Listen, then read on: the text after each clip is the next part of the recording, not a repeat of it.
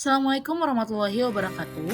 Kami dari kelompok 11 akan menyajikan terkait aspek water conservation pada progres perencanaan rumah untuk mata kuliah Teknik Green Building. Kenalkan kembali kami dari kelompok 11 yang beranggotakan Kamelia Yulani Putri dengan NIM F410, Aulia Nisa dengan NIM F421, lalu dengan Muhammad Thoriq Rodiantama dengan NIM F471. Beranjak lebih lanjut, aspek water conservation merupakan konteks yang penting untuk mencapai green building.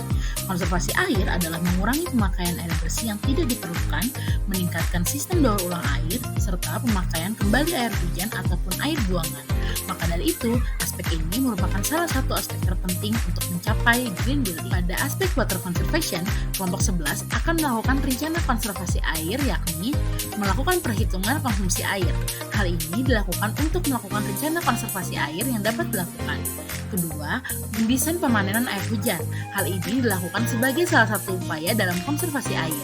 Yang terakhir, yakni ada pengelolaan air limbah. Pengelolaan ini dilakukan untuk mengurangi beban limbah yang dibuang ke dalam saluran pembuangan. Yang pertama, perhitungan konsumsi air. Perhitungan ini dilakukan untuk merancang penghematan air yang perlu dilakukan. Di sini kami menggunakan 4 alat plumbing, diantaranya WC atau kloset, yang kedua wastafel, yang ketiga ada shower, yang keempat ada keran, dengan banyaknya unit yang terlampir pada video. Dari pemakaian alat plumbing ini didapatkan kebutuhan air per jam yakni 0,99 meter kubik per jam, sedangkan untuk kebutuhan air per hari yakni 11,93 meter kubik per jam.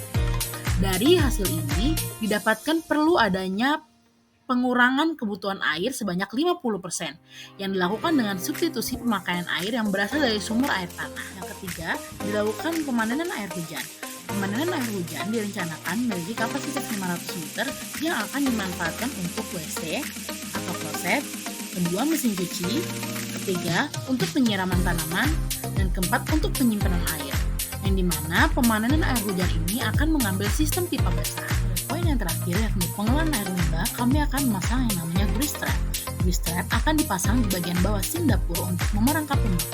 Hal ini dilakukan untuk mengurangi beban lemak yang nantinya akan dibuang ke saluran pembuang. Pada poin ini yang terakhir yakni septic tank.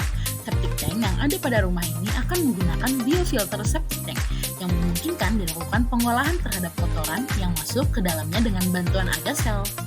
Sekian pemaparan progres dari perencanaan rumah pada aspek water conservation dari kelompok 11. Atas perhatiannya, terima kasih. Sampai berjumpa di video berikutnya.